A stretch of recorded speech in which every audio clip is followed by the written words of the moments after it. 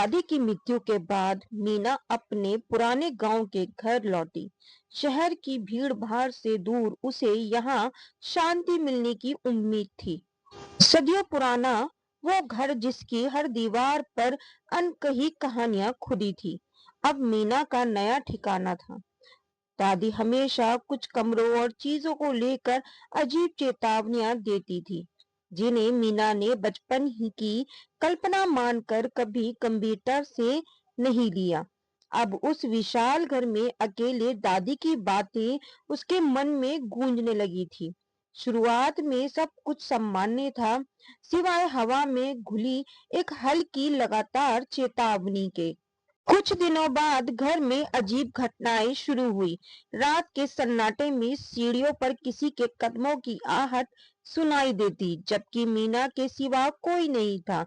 रसोई से बर्तनों के खनकने की धीमी आवाजें और कभी-कभी किसी बच्चे की रोने की दबी फुसफुसाहटें।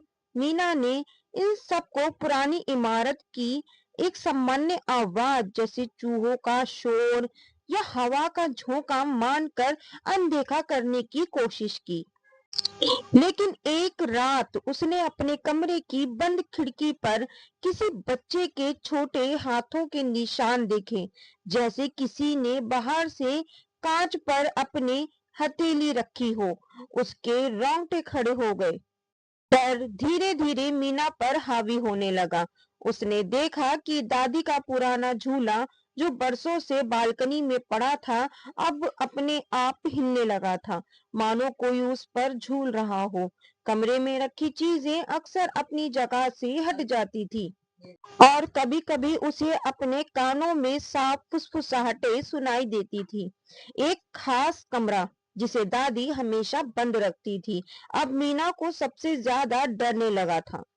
उसे कमरे से रात में एक अजीब सी ठंडी हवा आती थी, जैसे वहां की हवा जम सी गई हो। मीना ने सबसे बुजुर्ग व्यक्ति राम काका से बात की, जो दशकों से उसके परिवार को जानते थे। राम काका ने पहले तो टाल मटोल की, लेकिन मीना के लगातार सवालों से उन्होंने बताया कि इस घर में एक पुरानी दुखद कहानी दबी है। उन्होंने बताया कि सालों पहले मीना की एक छोटी बुआ, जिसका नाम पिंकी था, रहस्य तरीके से इसी घर में लापता हो गई थी। वो केवल 7 साल की थी। दादी ने उसे बहुत ढूंढा, लेकिन उसको कोई निशान नहीं मिला। गांव वाले मानते थे कि उसकी आत्मा अभी भी उसी घर में भटकती है। राम काका की बातें सुनकर सीमा के पैरों तले जमीन खिसक गई।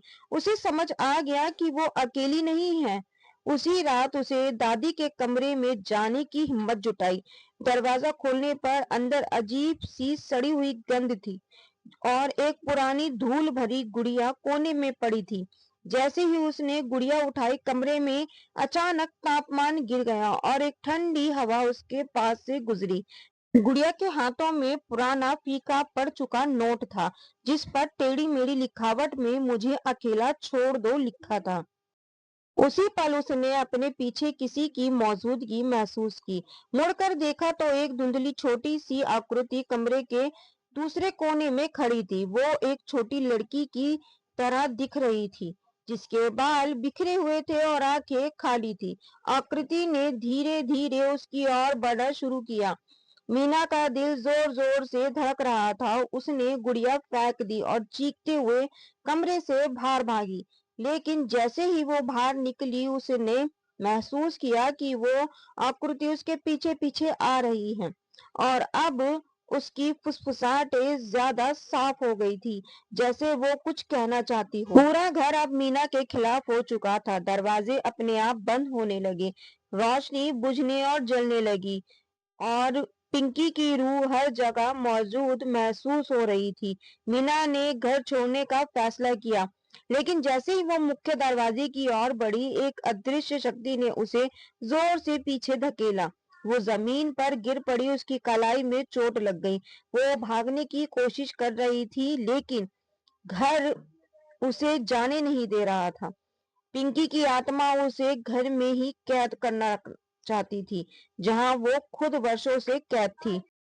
टीना ने किसी तरह हिम्मत जुटाई और खिड़की से कूदकर बाहर भागी। गांव वाले उसकी हालत देखकर दंग रह गए।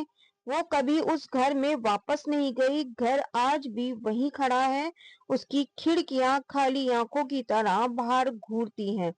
गांव वाले आज भी उस घर से दूर रहते हैं। उनका मानना है कि पिंकी की आत्मा आज भी अपनी मुक्ति की तलाश में वहां भटकती है, और जो भी उस घर में कदम रखता है वो उसकी भयानक मौजूदगी को महसूस करती है। मीना ने उस अनुभव के बाद कभी गांव का रुख नहीं किया, लेकिन उस घर का साया हमेशा उसके मन में बना रहा, एक ठंडी और डरावनी याद बनकर।